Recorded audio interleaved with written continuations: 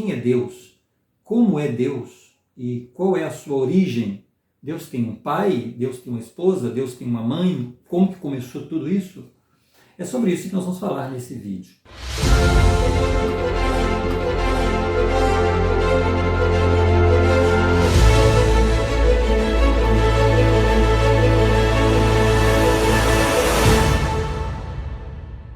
Então, eu começo com algumas perguntas que vêm em nossa mente sobre o que nós ouvimos da deidade de Deus. Quem é efetivamente Deus? Ele existe?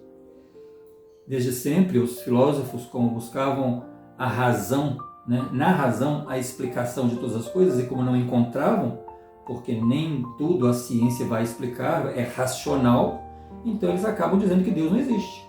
Deus não existe porque a razão explica tudo. Mas como a razão não explica tudo, então eles acabam criando filosofias e criando fábulas e invenções para justificar a sua teoria da inexistência de Deus.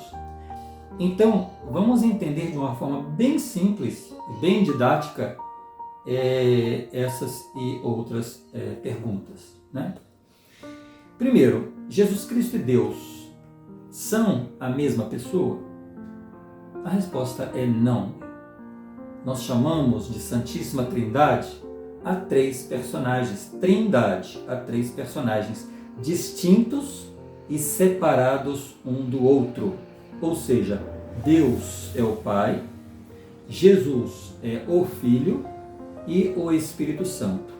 Os três são deuses, são três deuses, porém Deus o Pai, Deus o Filho e Deus o Espírito Santo. A exemplo de um casal, por exemplo, onde falamos que o marido e a mulher são um em propósito, em objetivos, tem uma família, em um só pensamento. Então assim é como explicamos a Trindade. Não temos que ficar viajando de que a Trindade são três, um só, e que não, são três pessoas distintas e separadas e cada um com a sua função diferente. Isso está muito claro quando os relatos bíblicos descrevem o batismo de Jesus Cristo. E as Escrituras falam que Jesus Cristo estava ali na água para ser batizado, e naquele momento em que João Batista, o seu primo, estava fazendo o batismo, uma voz do céu dizia: "Este é o meu filho amado em quem me comprazo." E naquele momento o Espírito vem em forma de uma pomba. Tendo autoridade do Deus Todo-Poderoso, eu te batizo, como testemunho de que fizeste convênio de servi-lo.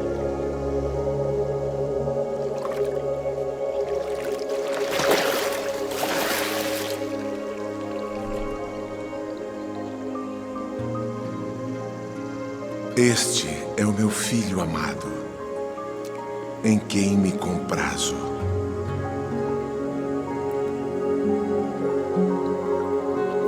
Então nós temos claramente três personagens: Jesus Cristo, o Filho, nas águas, Deus, o Pai, falando com ele, este é meu filho, e o Espírito se manifestando em forma de uma pomba.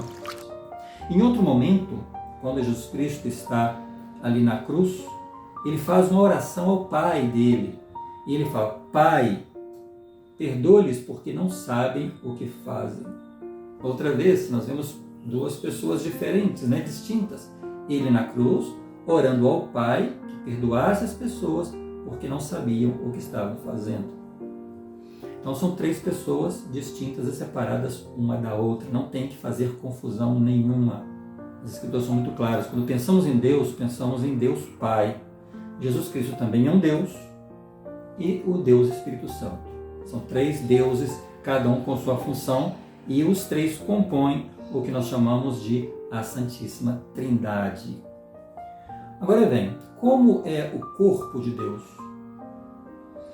Aqui há uma grande confusão para seguidores de algumas religiões, porque lá em João, o apóstolo João, ele fala que Deus é Espírito. E aí cria-se uma confusão muito grande. Mas vamos falar. Deus, o Pai e Jesus Cristo possuem um corpo de carne e ossos, como nós, exatamente como nós, um corpo de carne e ossos. Porém, é um corpo ressuscitado, um corpo glorioso, um corpo perfeito. Já o Espírito Santo, ele não possui um corpo de carne e ossos. Ele possui um corpo de espírito. Ele tem a forma de uma pessoa, porém não possui um corpo físico. É um corpo de espírito. A função desse Espírito, esse Espírito Santo, é exatamente testificar a todas as criaturas da existência de Deus o Pai e de Jesus Cristo. Existem outras escrituras que falam que Deus é um fogo consumidor. Outra escritura fala que Deus é luz. Outra fala que Deus é amor.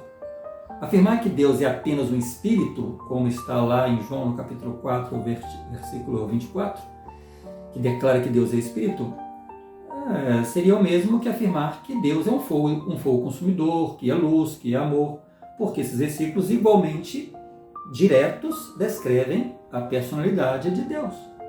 Então, Deus seria apenas amor? Ou Deus seria apenas fogo consumidor? Ou Deus pode ser espírito, fogo consumidor e amor? É complicado pensar que Deus é somente essa coisa.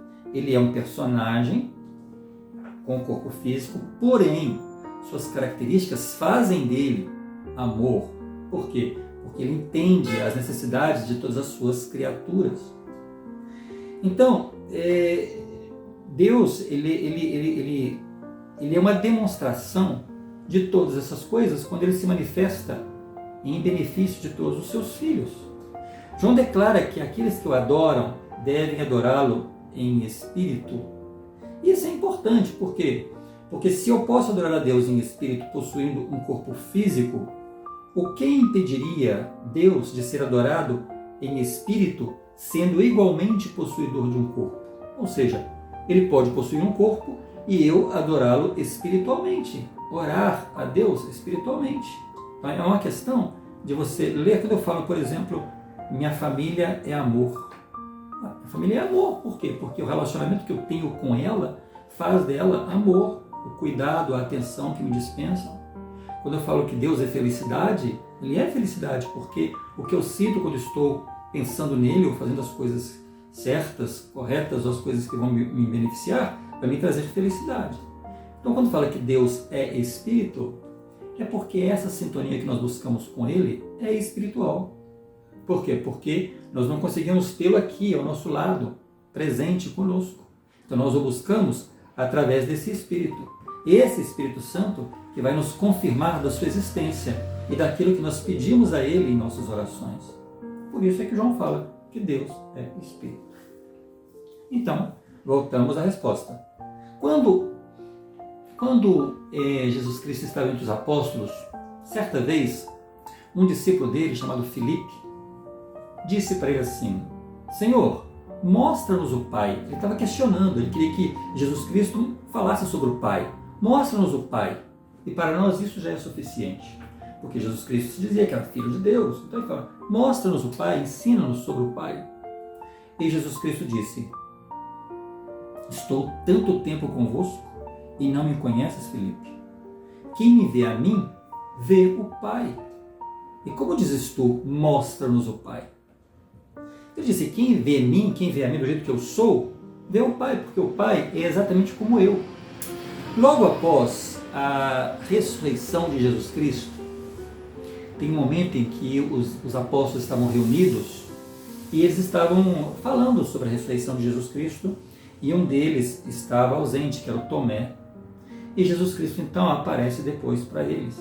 E eles não acreditavam que estavam vendo Jesus Cristo e pensavam que era um espírito. E Jesus Cristo mostra as suas mãos e fala: apalpai-me e vede que um espírito não tem um corpo de carne e ossos como vedes que eu tenho. Ele já tinha morrido, ele já era um ser ressurreto. Então, voltamos ao que nós falamos antes. Deus, ele é um personagem de carne e ossos, porém perfeito, glorificado, não como nós, cheios de imperfeições que somos. Deus, então, podemos dizer que ele já foi exatamente como nós somos hoje. E o que ele deseja é que nós um dia sejamos como ele, porque nós fomos criados, somos criaturas dele para desenvolver ao longo de nossa eternidade. Nós somos seres eternos. Essa vida que nós vivemos aqui é um curto período e por isso muitas vezes nos limitamos a entender essa vida. Pensamos somente nessa vida, mas nós não fomos criados somente para viver nessa vida. A nossa eternidade, a nossa vida agora é como se fosse um grãozinho de areia, perto de toda uma eternidade para a qual nós fomos criados. Então, por isso, nós devemos, quando nos ajoelhamos para orar a Deus, devemos acreditar que Ele vai nos entender, porque Ele já teve uma vida semelhante a essa que nós estamos tendo agora. Então Ele já teve um corpo exatamente como o nosso, com imperfeições. Porém, hoje, Ele tem um corpo de carne e ossos glorificado e perfeito. E isso resume, né, esses personagens da Trindade. Deus o Pai, Jesus o Filho e o Espírito Santo. Quando falamos que Jesus Cristo é Deus, está correto, Ele é Deus, como o Espírito Santo também é Deus. Mas nós oramos para Deus em nome de Jesus Cristo, né? E o Espírito então nos confirma a vontade de Deus. Essa é a sua função. Eu espero que você tenha gostado e se gostou, dê o seu like, compartilhe para que outros possam chegar a este mesmo conhecimento.